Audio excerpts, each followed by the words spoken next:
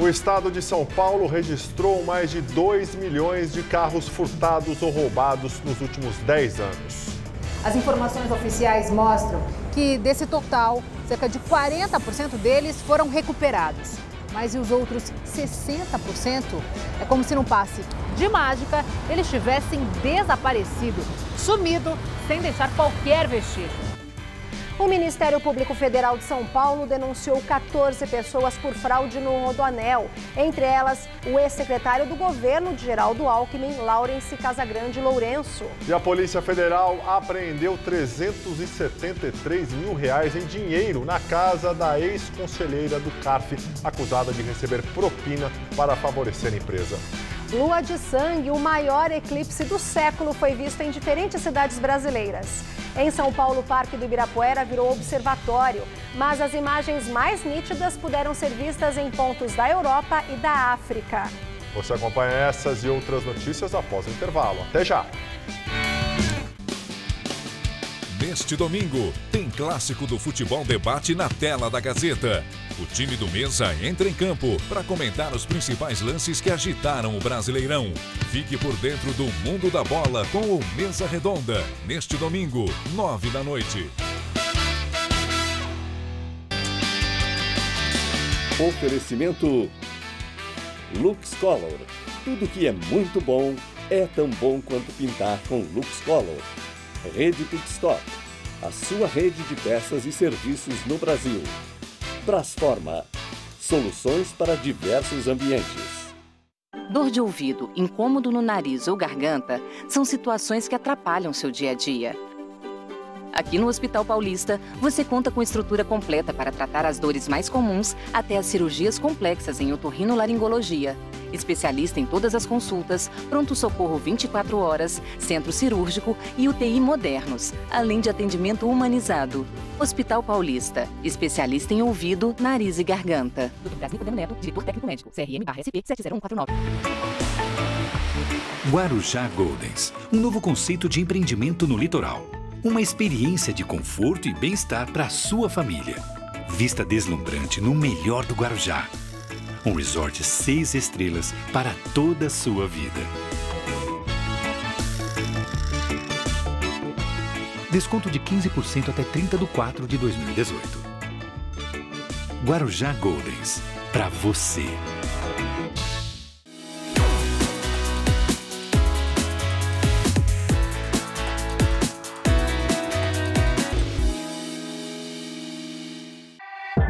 De escrever a sua própria história? Que tal dirigir a sua própria vida? Então corre pra cá que a sua hora chegou. Bem-vindo ao Universo Casper, um lugar certo para você pensar, criar e questionar. Na Casper, razão e emoção se unem para fazer diferente, fazer melhor. E você, aceita o desafio? Tem muita coisa nova te esperando por aqui. Faculdade Casper Líbero, Vestibular 2019. Paixão por comunicação. Nesta sexta, tem festa de rodeio no Todo Seu. E é claro que ninguém vai ficar parado. No palco, tem os sucessos da dupla Maicon e Vinícius. Você não me esqueceu e nem adianta negar. Encontrei a sua amiga e ela veio me contar. E ainda a gente mergulha na cultura desse evento que agita o interior. Como são as provas?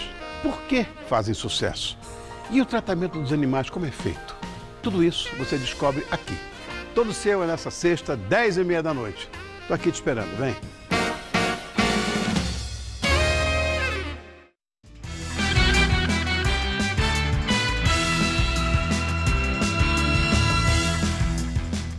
Boa noite. Olá, boa noite. Um prédio restaurado no coração da cidade de São Paulo irá acolher 80 moradores de rua por semana. A medida é em resposta a um pedido do Papa Francisco e o projeto é uma parceria da Igreja Católica com a iniciativa privada. A reforma do edifício Nazaré custou R$2 milhões e foi financiada por empresas privadas. O prédio, que fica na Praça da Sé, pertence à Diocese de São Paulo, mas está emprestado à Missão Belém, que também é ligada à Igreja Católica. O abrigo vai funcionar como uma casa de passagem. O morador de rua pode ficar até 6 dias. Depois desse prazo, quem aceitar é encaminhado para sítios no interior, onde voluntários ajudam dependentes químicos a se livrar das drogas e do álcool. Com 10 andares, o prédio pode abrigar 80 pessoas por semana. Mesmo durante a reforma, o abrigo funcionou. 1.500 pessoas passaram por aqui neste ano e metade aceitou a ajuda nos sítios. Nesta noite, coordenadores da Missão Belém promoveram um debate sobre o programa, com a participação do arcebispo de São Paulo, Dom Odílio Scherer, membros do Ministério Público e do Judiciário. A Força-Tarefa da Lava Jato em São Paulo denunciou hoje 14 pessoas acusadas de fraudarem licitações das obras do trecho norte do Rodoanel. Entre os denunciados estão executivos das construtoras responsáveis e funcionários da Dersa durante os governos do PSDB. De acordo com o Ministério Público Federal, a organização criminosa dentro da Dersa foi responsável por um superfaturamento de quase R$500 milhão nas obras do trecho norte do Rodoanel. Entre os 14 denunciados está o ex-presidente da estatal paulista, Laurence Casagrande Lourenço, que ocupou o cargo até maio de 2017 e também foi secretário de Logística e Transportes do estado de São Paulo durante o governo de Geraldo Alckmin do PSDB. Ele está preso desde junho por suspeita de favorecer empreiteiras nessas obras e trabalhava em governos tucanos em São Paulo há 17 anos. Os réus são acusados dos crimes de fraude à licitação, falsidade ideológica e organização criminosa. Funcionários das construtoras OAS, Mendes Júnior e Isolux, que ainda são responsáveis pela obra, também estão entre os denunciados. A construção do trecho norte do Rodoanel começou em 2013 e ainda não foi concluída. A obra vai ligar a rodovia dos Bandeirantes à Presidente Dutra. E a Polícia Federal apreendeu durante a 10ª fase da Operação Zelotes R$373 mil em dinheiro vivo. A quantia estava na casa da ex-conselheira do CARF e auditora fiscal, Mércia Trajano. Ela é suspeita de ter recebido propina para favorecer uma empresa da Grande São Paulo em um julgamento no Conselho. Para a Polícia Federal, o dinheiro em notas de 100, 50 e 20 reais pode ser parte do pagamento que a ex-conselheira teria recebido para votar a favor da Paranapanema, siderúrgica de Santo André, no ABC Paulista, investigada na Operação Zelotes. A empresa é suspeita de ter corrompido agentes públicos e privados para manipular o julgamento no Conselho Administrativo de Recursos Fiscais, o CARF, e assim evitar o pagamento de impostos que, somados às multas, chegam a 650 milhões de reais. Mércia Trajano foi presidente da turma que julgou a Paranapanema no CARF e votou a favor da empresa. E-mails interceptados na investigação revelam conversas dela com o advogado Vladimir Espíndola e a então conselheira do CARF, Megan Saque Rodrigues. Segundo as investigações, eles tinham ligação com a empresa Cadunas Consultoria, que teria recebido R$2.200.000 da siderúrgica paulista para atuar no conselho a favor da empresa. O então presidente da Caduna, o economista e ex-diretor da Fiesp, Roberto Janete da Fonseca, também foi alvo da operação de ontem. Ele era um dos coordenadores da campanha do candidato João Dória do PSDB ao governo de São Paulo e pediu afastamento, alegando que vai se dedicar à sua defesa. A Operação Zelotes foi deflagrada em 2015. O esquema ilegal teria causado prejuízo de 19 bilhões de reais aos cofres públicos. O procurador Frederico Paiva disse que a 10ª fase da operação, realizada ontem, deve ser a última etapa de investigações sobre corrupção e desvios no CARF do Ministério da Fazenda. A Zelotes resultou em 20 denúncias. Entre os investigados estão o ex-presidente Lula e um dos filhos do petista Luiz Cláudio Lula da Silva. A Dersa entrou na justiça contra o ex-diretor Paulo Vieira de Souza, o Paulo Preto. Ele é suspeito de ter desviado cerca de R$375 mil de um programa de reassentamento de famílias no trecho sul do Rodoanel. A estatal paulista propôs a ação de improbidade administrativa cerca de uma semana depois que o Ministério Público enviou um ofício alertando que a empresa poderia ser enquadrada como corresponsável em uma possível ação movida pela promotoria. A Dersa afirma que o seu departamento jurídico já havia determinado o ingresso da ação antes, mas que a nova diretoria solicitou algumas adequações na petição inicial. O suposto esquema, liderado por Paulo Preto, desviou o valor de 6 moradias e auxílios mudança que foram concedidos indevidamente a pessoas ligadas a ele. O ex-diretor da Dersa também responde criminalmente por formação de quadrilha e inserção de dados falsos em sistema público e peculato. A Justiça de São Paulo homologou um acordo entre o Ministério Público Estadual, a Prefeitura e a Odebrecht, no qual a empreiteira vai devolver R$60 mil aos cofres públicos por ter feito uma doação ilegal de campanha a um ex-vereador do PT paulistano. O acordo homologado diz respeito a uma doação ilegal via Caixa 2 feita pela Odebrecht ao ex-vereador Francisco Chagas do PT. Ele é acusado de ter recebido R$30 mil da Odebrecht na campanha de 2010, quando concorreu ao cargo de deputado federal, sem ser eleito. O ex-vereador está sendo processado por improbidade administrativa.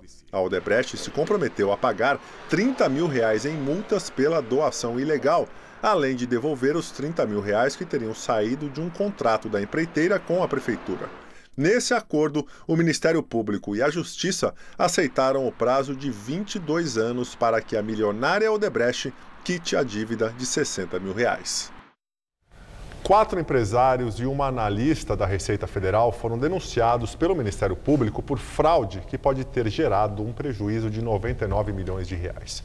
Entre 2014 e 2017, na Delegacia Especial de Pessoas Físicas de São Paulo, a funcionária da Receita teria alterado vários documentos de arrecadação tributária, além de inserir dados falsos no sistema para poder transferir créditos de vários contribuintes para 4 empresas envolvidas no esquema.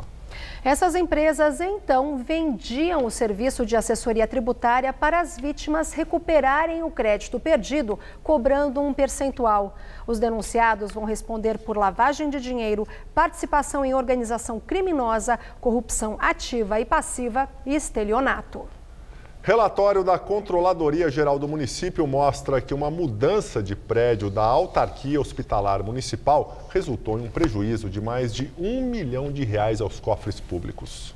A intenção da Prefeitura de São Paulo era unir num único imóvel 2 serviços, a Autarquia Hospitalar Municipal e a Secretaria Municipal de Saúde, que funcionavam em prédios diferentes, e assim poderia economizar com o aluguel. Mas a mudança até agora ocorreu de forma parcial. Só a autarquia foi transferida para o edifício na Avenida Paulista. Antes ela ficava neste prédio, na Rua Frei Caneca, e o valor do aluguel era de R$330 mil por mês. Já a Secretaria de Saúde permanece na Rua General Jardim, na Vila Buarque, na região de Santa Cecília. Com isso, a autarquia está arcando com o valor total do aluguel, que agora é de R$450 mil. A situação chamou a atenção da Controladoria Geral do município, que analisou os contratos de locação e apontou que, ao invés de economizar, houve prejuízos aos cofres públicos de R$1.300.000, podendo chegar a 5 milhões caso algumas medidas não sejam adotadas. Um trabalho de auditoria resultou em várias constatações. Entre elas, a ausência de justificativa para a contratação direta do imóvel, que dispensou a licitação, e o pagamento antecipado de aluguéis antes mesmo dos órgãos se mudarem para o novo endereço. Ainda segundo o relatório da Controladoria, a Secretaria Municipal de Saúde faria a mudança para o prédio aqui na Avenida Paulista entre março e julho deste ano, o que ainda não aconteceu. Para a equipe de auditores, ainda restam dúvidas se essa transferência de fato vai acontecer. É que a própria secretaria constatou que falta espaço para abrigar pelo menos 130 servidores aqui no novo prédio. Em nota, a Secretaria Municipal da Saúde disse que a autarquia hospitalar municipal está à disposição da Controladoria Geral do município para prestar todos os esclarecimentos sobre os aluguéis dos imóveis citados. Esclarece ainda que este novo aluguel começou a ser pago em 15 de novembro, a partir da mudança para o novo prédio aqui na Avenida Paulista. Tribunal de Justiça do Rio de Janeiro suspende por 8 anos os direitos políticos do ex-governador Antony Garotinho. Ainda cabe recurso. A cassação dos direitos políticos está relacionada ao desvio de 243 milhões de reais da Secretaria Estadual de Saúde entre 2005 e 2006, época em que a mulher dele, Rosinha Garotinho, governou o estado. Garotinho deve pagar 2 milhões de reais por danos morais e multa de 500 mil reais. O ex-governador, que é pré-candidato ao governo do Rio pelo PRP, deve ter o nome incluído no Cadastro Nacional de Condenados por ato de improbidade administrativa e por ato que implique inegibilidade. Segundo a defesa de Garotinho, a medida não impede que ele seja candidato porque não houve condenação por enriquecimento ilícito. Os advogados alegam cerceamento da defesa e dizem que vão recorrer. A Procuradora-Geral da República, Raquel Dodge, afirmou que o Ministério Público vai pedir de volta o dinheiro de campanha usado por candidatos inelegíveis que decidirem concorrer nas eleições deste ano e não conseguirem manter na Justiça os registros de candidatura. Com o fim do financiamento empresarial das campanhas no ano passado, foi criado um fundo eleitoral de quase 2 bilhões de reais de dinheiro público para uso dos partidos. Dodge disse que o MP terá uma atuação firme, cuidadosa e presente nos casos dos candidatos inelegíveis. E agora o comentário de Josias de Souza, direto de Brasília. Condenado em segunda instância a 30 anos e 9 meses de cadeia, José Dirceu deveria estar atrás das grades. Mas ele desfruta, veja você, de uma temporada de férias. Graças à generosidade da segunda turma do Supremo, que o libertou no mês passado, o ex-chefão da Casa Civil de Lula trocou a hospedaria da Papuda, o presídio de Brasília, pelo conforto da casa de um empresário companheiro no interior da Bahia. Dirceu passeia, se reúne com políticos locais e até dá entrevistas. Quem olha para as alianças eleitorais de 2018 percebe que ainda é muito grande a quantidade de corruptos em atividade. Ao libertar Dirceu, que coleciona sentenças no Mensalão e no Petrolão, a segunda turma do Supremo revela que no Brasil continua sendo mentirosa a tese segundo a qual o crime não compensa. É que quando compensa, ele muda de nome. Quando a punição é inexistente ou cenográfica, o nome do crime é impunidade. Boa noite. O presidente Michel Temer encerrou hoje a participação dele na cúpula dos BRICS em Joanesburgo, pregando proximidade comercial do Brasil com os países africanos. Ele se encontrou com líderes de várias nações do continente, mas deixou a reunião mais cedo para retornar ao Brasil e garantir que os presidentes da Câmara e do Senado não fiquem inelegíveis. O último evento do presidente Temer foi um encontro aberto com países africanos, no qual ele defendeu maior integração cultural e comercial das nações do continente com o Brasil e o Mercosul. Mais investimentos e mais comércio significam mais oportunidades e mais bem-estar para nossos povos. Temer deixou a reunião com os países africanos mais cedo, sem ouvir os discursos das nações convidadas, como Angola e Namíbia. O motivo, segundo o ministro das Relações Exteriores, Aloysio Nunes, foi de ordem política e de interesse partidário do presidente brasileiro. O presidente tem que estar no Brasil em tempo do presidente do Senado poder entrar no território nacional e sem correr o risco de ficar inelegível. O presidente do Senado tem uma reunião amanhã, que é a convenção do MDB no seu estado, e ele precisa estar lá a tempo. Mas não houve prejuízo, porque o que o presidente Temer tinha que fazer, ele fez aqui nessa reunião.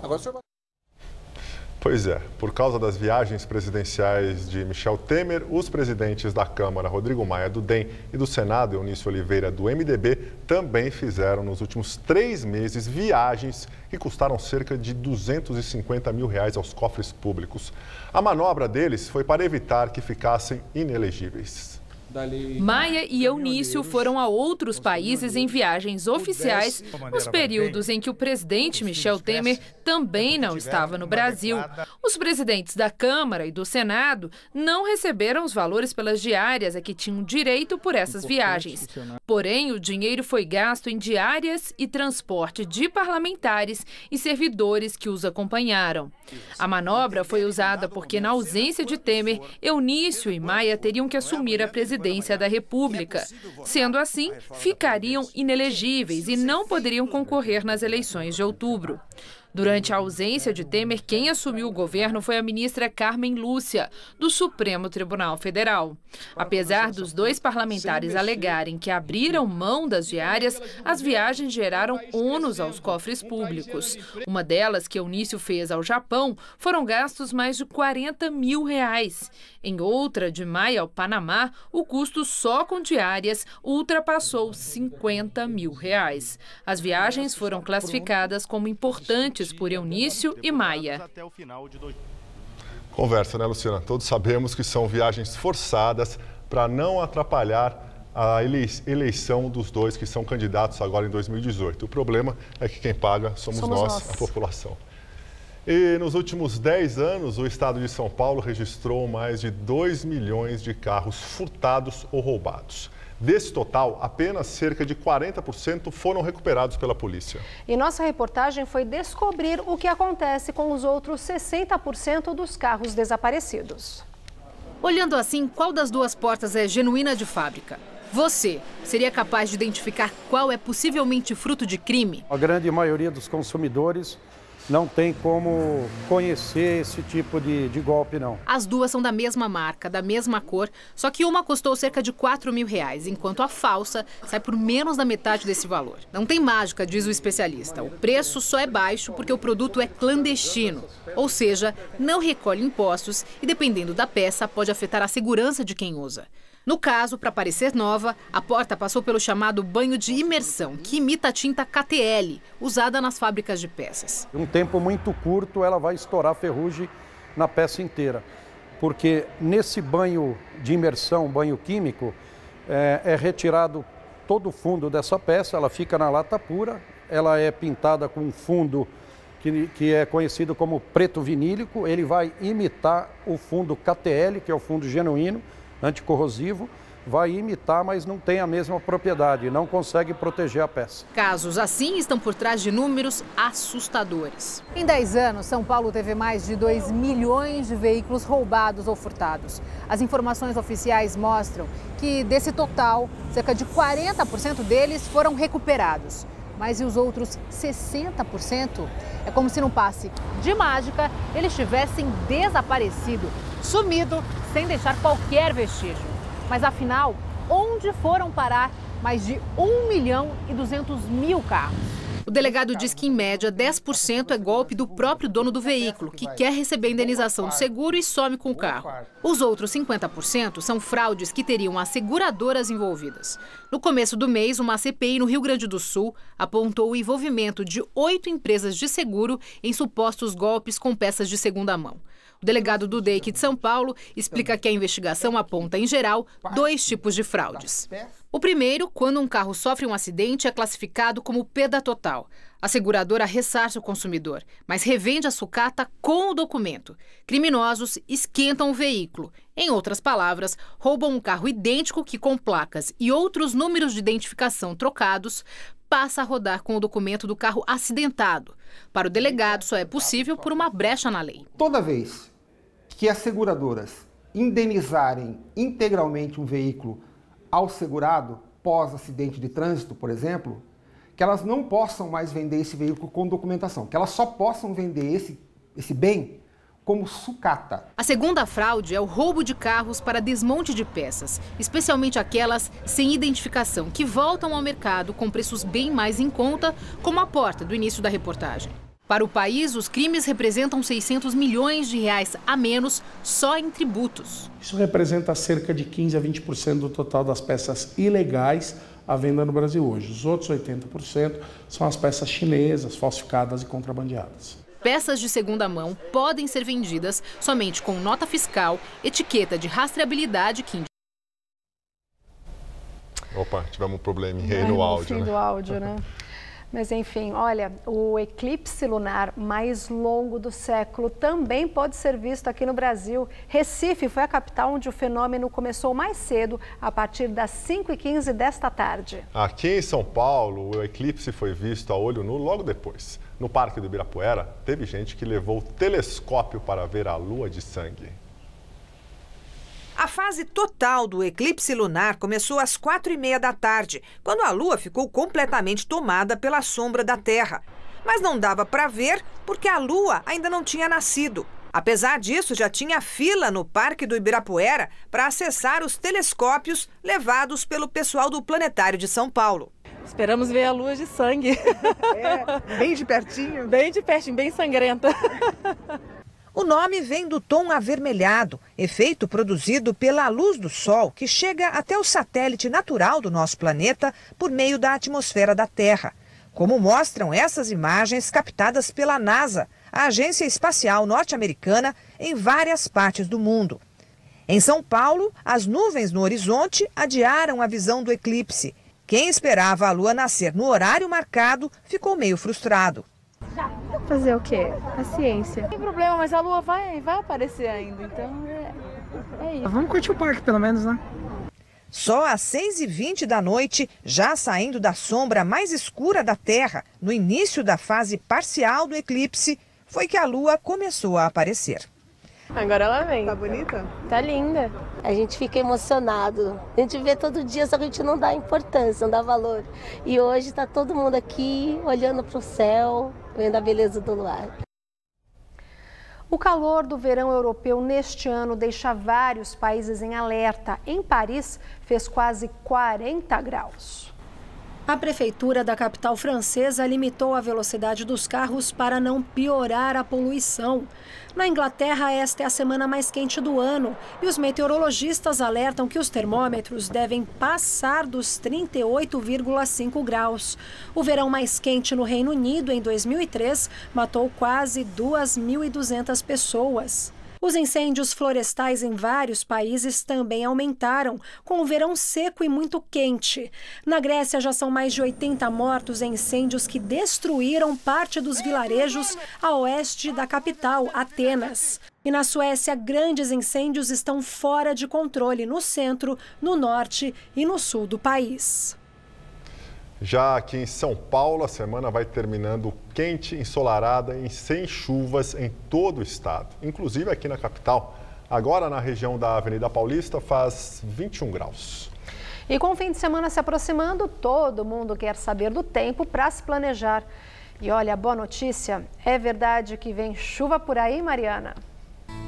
É verdade, sim. O sábado ainda promete sol e tempo firme, mas no domingo já começa a mudar o tempo no finalzinho do dia e a semana que vem começa com chuvas. Que ótima notícia, né? E olha o calor previsto. Nessa madrugada teremos mínima de 13 e máxima amanhã à tarde na casa dos 28 graus. Aí no domingo, máxima na casa dos 29, pode chover já à noitinha e essa chuva se mantém na segunda-feira a qualquer hora do dia. E aí a temperatura cai, ficando entre 15 e 25 graus. Umidade que será muito bem-vinda semana que vem, né? Finalmente. Nós ficamos por aqui. A edição de hoje pode ser vista no site do Jornal da Gazeta. Muito obrigado pela companhia. Tenha uma ótima noite, um excelente final de semana. Até segunda-feira, Luciana. Até segunda, Gabriel. Boa noite para você também. Um ótimo fim de semana e fique agora com o programa Todo Seu com Rony Fon.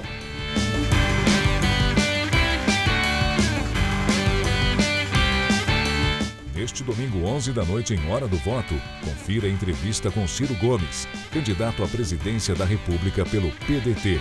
Assista agora, Todo Seu.